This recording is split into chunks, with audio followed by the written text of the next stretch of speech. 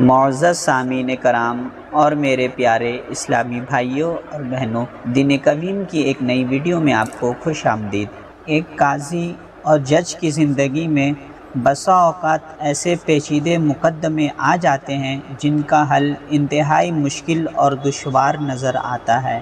دراصل اس طرح کے مقدمات اس بات کا فیصلہ بھی کر دیتا ہے کہ قاضی کن صلاحیتوں کا مالک اور عقل و دانش کے کس بلند رتبے پر فائز ہے۔ تو آئیے شیر خدا مولا کائنات حضرت سیدنا مولا علی رضی اللہ تعالیٰ عنہ کے کچھ دلچسپ اور مشکل فیصلوں کو ملاحظہ کیجیے اور دیکھیے کہ آپ کے فیصلوں نے کس طرح پریشان حالوں کی پریشانی حل کی، دکھیاروں کا دکھ دور کیا اور آزمائش میں گر جانے والوں کو آزمائش سے نکالا۔ تو آئیے اس ویڈیو کو لاسٹ تک دیکھیں۔ غلام کون ہے؟ یمن کے ایک آدمی نے اپنے لڑکے کو سفر پر بھیجا تو اس کے ساتھ ایک غلام بھی روانہ کیا۔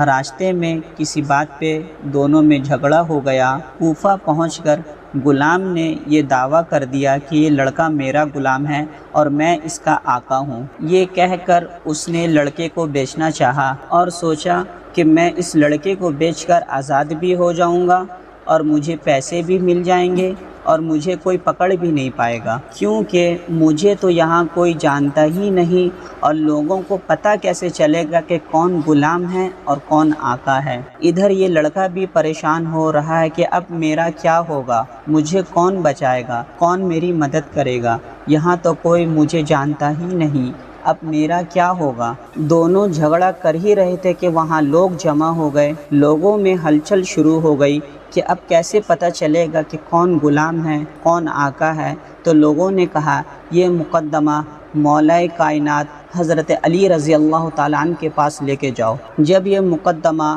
حضرت علی رضی اللہ تعالیٰ عنہ کی خدمت میں پیش ہوا تو آپ نے اپنے خادم سے فرمایا کمرے کی دیوار میں 2 بڑے سوراخ بناؤ اور ان دونوں سے کہو اپنے اپنے سر ان سوراخوں سے باہر نکالے۔ جب دونوں نے اپنے سر سوراخوں سے باہر نکال لیے تو حضرت علی رضی اللہ تعالیٰ عنہ نے اپنے خادم سے فرمایا رسول اللہ صلی اللہ تعالیٰ علیہ وسلم کی تلوار لے آؤ۔ خادم جب تلوار لے آیا تو آپ نے اپنے خادم سے فرمایا کہ غلام کا سر کاٹ ڈالو۔ یہ سنتے ہی غلام نے فوراً اپنا سر پیچھے کر لیا جبکہ لڑکا اسی طرح کھڑا رہا۔ یوں ہی آپ کی حکمت و علمی سے معلوم ہو گیا کہ کون غلام ہے اور کون آقا ہے۔ تو آپ کے فیصلے نے اس لڑکے کی جان بچا دی اور اسے اس کا حق مل گیا۔ اگر آپ کو ہماری یہ ویڈیو پسند آئے تو چینل کو سبسکرائب کرنا نہ بھولیں۔